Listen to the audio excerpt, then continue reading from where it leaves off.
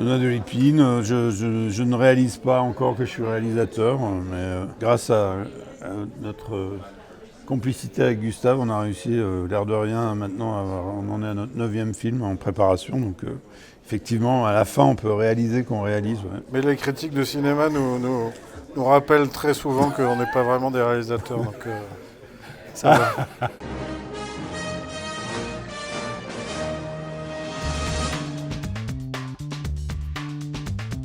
Sur Avida, quand même, c'était complètement dingue parce que c'était sur les terrils du Nord et on voulait vraiment avoir des vautours, mais on n'avait pas de quoi se payer un dresseur de vautours, ni des vautours dressés, quoi. Il est venu avec un dresseur low cost avec 3 vautours sortis d'un zoo. Mais une fois qu'il a fallu monter avec les vautours sur le terril, le mec, il est devenu tout blanc, il a dit « je peux pas, j'ai le vertige, je peux pas monter ». Donc on s'est retrouvé sans dresseur avec nous, enfin en l'occurrence notre premier assistant GG, en train de monter les vautours là-haut, quoi. Il y a eu un peu de vent, donc ils ont commencé à leurs grandes ailes à se déployer comme ça. Tout d'un coup, il y en a un qui, avec son bec, clac, il a coupé sa corde. Oh merde! Le deuxième aussi, le troisième aussi. Et on s'est retrouvé avec 3 vautours dans la nature qui sont allés attaquer des touristes dans le terril en face, quoi. Non mais, d'un truc de fou. Et après, ils sont venus nous rattaquer. Et donc, nous, on était là, il y avait une ombrelle, donc on essayait de protéger les actrices, l'actrice principale. Et un truc de dingue, mais de dingue. Ils ont fini par retrouver les vautours dans un camp de gitans. Avec un mec qui voulait buter le vautour pour le bouffer et tout. Non mais c'était la vache. On raconte le tournage pendant le film. Dans les DVD, tu as les suppléments et tu as le DVD commenté, tu sais. Et je conseille aux gens d'acheter,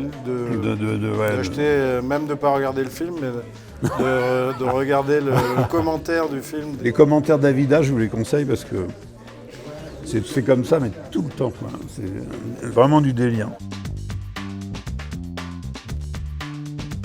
Miss Ming, c'est une artiste brute qu'on a rencontrée sur un tournage lors de notre premier film. On l'a fait jouer sur Mammouth ensuite, un rôle relativement important. Mais elle n'est pas du tout dans ce milieu-là. Et Gérard, face à elle, il y avait un espèce de... c'était quelque chose d'intéressant, vraiment, quoi. Je sais pas, pour la provoquer, pour l'emmerder, il chope une mouche comme ça. Puis il commence à lui enlever les ailes une par une devant Miss Ming, quoi. Et là, elle le regarde comme ça, il y avait un couteau sur la table. Elle lui fout sous la gorge, elle dit « Tac !» C'était dingue, quoi. Et il a compris qu'il valait mieux arrêter, en fait. On a raconté souvent quand la première rencontre avec Gérard dans son restaurant. Nous, on n'avait pas écrit le scénario parce qu'on voulait d'abord lui demander s'il était d'accord avant de se faire chier à écrire un film pour rien. Et il y avait un assemblage de vins, enfin nous on ne savait pas ce que c'était un assemblage. Et donc il testait les vins comme ça, nous on attendait. Puis il nous dit vous voulez goûter, on commence à goûter, lui il buvait pas. À un moment donné, dans ce bordel après qu'il y avait autour de toutes ces bouteilles de vin, il a dit bon les gars, l'idée me plaît, écrivez le scénario, et puis on se revoit dans un mois et puis je vous dirai. Et puis on s'est revu pareil dans son resto. Et puis il a accepté le scénario, il n'a pas été payé. Enfin ça a été assez magique. Pour les 12 stades de l'alcool, qui est une des scènes importantes du film. T'as déjà bu? Ouais. Mais tu connais pas les 10 stades. Voilà, écoute.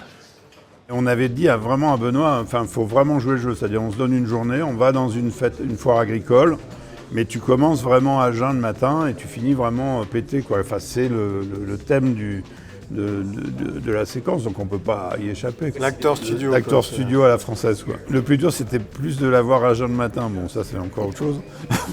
Il a tenu sa promesse, à la fin de la journée, il était carbonisé, mais à tel point qu'au Festival de Berlin, quand il a été présenté là-bas, c'était notre première projection publique, en fait, lui, il se rappelait plus qu'il avait tourné La bite à l'air, quoi. Ouais, la dernière scène dans l'hôtel, D'ailleurs, on lui replaçait la bite comme ça. Mais non, mais c'était du délire, quoi. Il était là, non, un peu plus à droite. Oh, lui, il était carrément ailleurs, mais on lui touchait la bite comme c'était la pâte à modeler, n'importe quoi, quoi.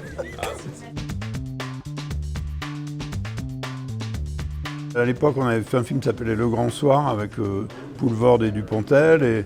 Et à l'époque, Dujardin tournait avec Dupontel un autre film, film de Blier. Albert l'avait amené à Cannes pour voir le film. Il était venu voir le film, il avait vraiment aimé le film, donc ça c'était bien. Après, on avait fait une soirée un peu à la hauteur du film punk, avec les vents passent, avec un concert de ouf, et du coup, lui, il était venu à la fête, et il s'était vraiment déchaîné, quoi. Il était à fond. Hein. Ce soir-là, il s'est même cassé un doigt en sautant dans la foule. On s'est dit, tiens, si jamais on a une idée de film, ce serait bien qu'on bosse ensemble. Les promesses de 2h du matin sont celles qu'on tient le mieux en général. Il y croyait même pas quand on est revenu vers lui. Après, pour lui dire, ça y est, finalement, on l'a écrit. Il croyait qu'on avait oublié un peu l'idée. Et en fait, non. Donc c'est comme ça qu'on a fait le film après.